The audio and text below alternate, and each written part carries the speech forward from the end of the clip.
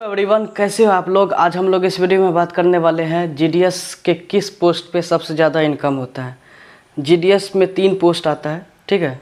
एक होता है आपका बीपीएम, दूसरा एबीपीएम, तीसरा ग्रामीण डाक सेवक, जिसको जीडीएस मेल कैरियर भी बोलते हैं, ठीक है। तो इन तीनों पोस्ट में सबसे ज़्यादा इनकम किसको हो सकता है और सबसे ज़्यादा सैलरी किसको है, तो इसके बारे में बात करेंगे।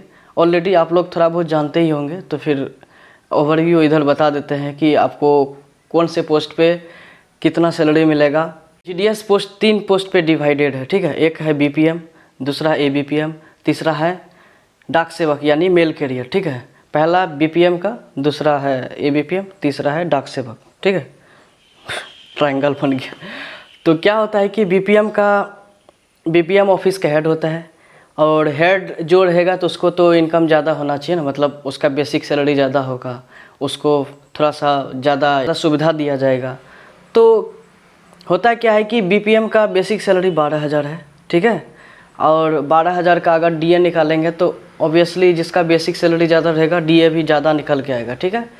तो 12,000 और उसका डीए निकल के आ रहा है, तो ओवरऑल सब मिला करके ऑफिस मेंटेनेंस अलाउंस भी मिलता है बीपीएम को।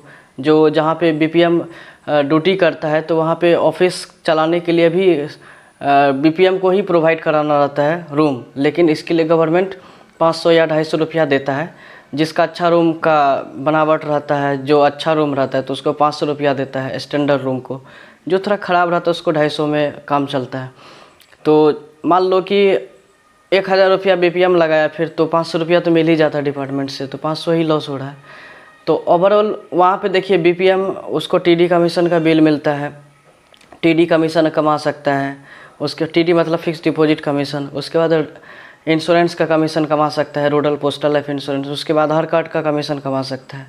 तो बहुत सारे कमीशन है जो बीपीएम को मिलता है। यानी बीपीएम जो हेड है ऑफिस का, तो उसी के नाम से सारा आईडी जनरेट होता है, ठीक है। जितना भी आईडी है तो वही सारा चीज़ करता है, तो उसी को कमीशन मिलता है। उसके बाद आ जाता है एबीपीएम। एबीपीएम का काम है बीपीएम से लेटर लेना। अकाउंट ऑफिस से लेटर आता है, कौन लेके आता है? जीडीएस एमसी मतलब मेल कैरियर यानी जिसको डाक सेवक बोलते हैं, वो लेके आता है, बीपीएम को देता है। बीपीएम क्या करता है? सारा चीज़ लिख करके एंट्री करके आरएससीटी में, उसके बाद एबीपीएम को देता है। एबीपीएम लेटर को डिलीवरी करता है। तो एबीपीएम का बेसिक सैलरी कितना होता है? 10,000, और जो डीए सबका सेम ही होता है, तो 10,000 प्लस डीए, और थोड़ा बहुत स्टेशनरी चार्ज मिल जाता है 25, 30, 50 रुपया के आसपास, बस इससे ज़्यादा नहीं मिलेगा। तो ओवरऑल 14,500 के आसपास मिलता है। बीपीएम को तो ऑलरेडी 18-19 हज़ार हो रहा है, 18,500-19 हज़ार। तो क्या होता है कि बीपीएम लेटर लिया, लेटर डिलीवरी करता है।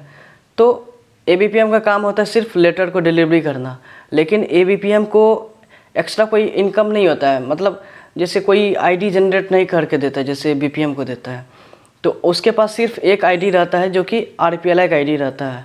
रूरल पोस्टल लाइफ इंश्योरेंस वाला जो कोड होता है वो रहता है, वो सिर्फ आरपीएलआई कर सकता है एबीपीएम डॉट टू डॉट जा करके, अगर वो चाहता है तो।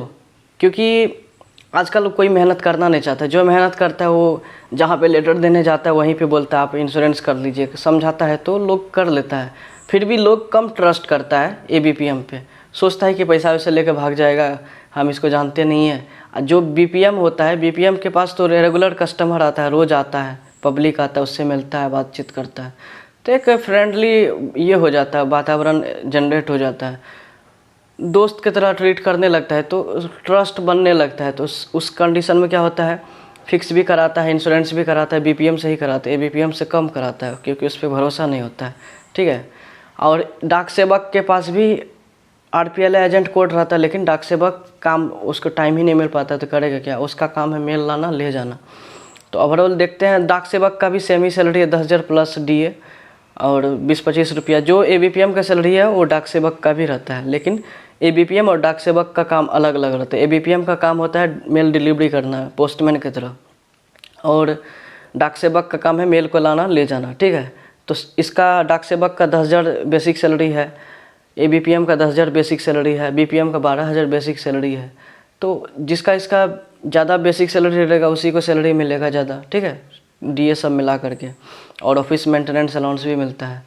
तो बीपीएम के पास इतना पावर रहता है कि उसके पास सारा आईडी रहता है, आधार कार्ड का, इंश्योरेंस का, टीडी करने का, तो सारा आईडी उसी के पास रहता है। अकाउंट ओपनिंग जितना भी करने का आईडी रहता है तो बीपीएम के ही पास रहता है। तो कोई भी नया नया फीचर अगर आता है तो बीपीएम को ही जाता है, तो वहाँ से उसको कमीशन मिलता है। तो ओवरऑल जब बीपीएम ऑफिस में बैठता है तो लोग उस पर ज़्यादा ट्रस्ट करता है। लोग रेगुलर आरडी जमा करने आता है, सेविंग्स में जमा विड्रॉ करने आता है, तो उस पर भरोसा ज़्यादा हो जाता है, ठीक है। तब जा कर के बीपीएम अगर समझाता है तो इंश्योरेंस कर लेता है, तो इंश्योरेंस का कमीशन मिलता है।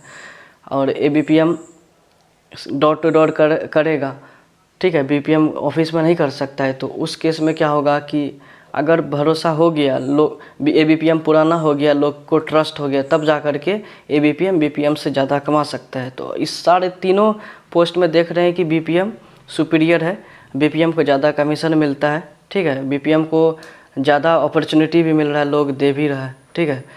तो इस केस में अगर आप लोग को भी अच्छा परसेंटेज है, 90% से ऊपर है, तो 1-2 पोस्ट आप बीपीएम से भी अप्लाई कीजिए। और अगर आपका 90% के आसपास है तो एबीपीएम ज़्यादा अप्लाई कीजिए। जिसका 95, 94, 6 है तो वो एबीपीएम से प्लस बीपीएम से दोनों से अप्लाई कीजिए, जिसमें हो जाए।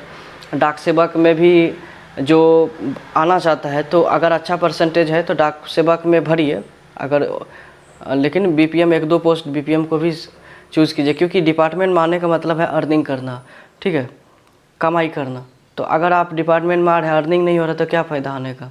तो इसीलिए डिपार्टमेंट में जब आना चाहते हैं तो अच्छा खासा अर्निंग कीजिए।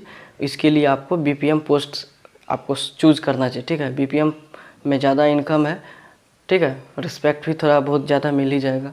तो यही सब बोलना था। एबीपीएम में जो सेलेक्ट हो गया तो उसको चिंता नहीं करना है, प्रमोशन के लिए तैयारी कीजिए, पढ़ने का ज़्यादा मौका मिलेगा। एबीपीएम डाक सेवक में भी जिसका सिलेक्शन हो वो लोग भी पढ़िए, प्रमोशन जल्दी जल्दी हो जाएगा, एमटीएस बन जाएंगे।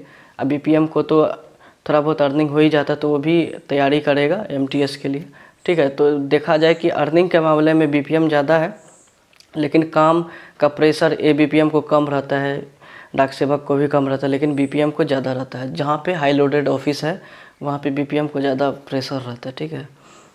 तो आई होप ये वीडियो पसंद आया होगा, तो लाइक कर दीजिए, ठीक है। देखिए कितना गर्मी है, इसमें वीडियो बना रहे हैं। Bye bye. अगर कुछ भी प्रॉब्लम आता है कमेंट करके पूछिए। इंस्टाग्राम टेलीग्राम का लिंक है, ज्वाइन कर लीजिए, वीडियो डिस्क्रिप्शन में मिल जाएगा। बाय। वीडियो को शेयर भी कर दीजिए।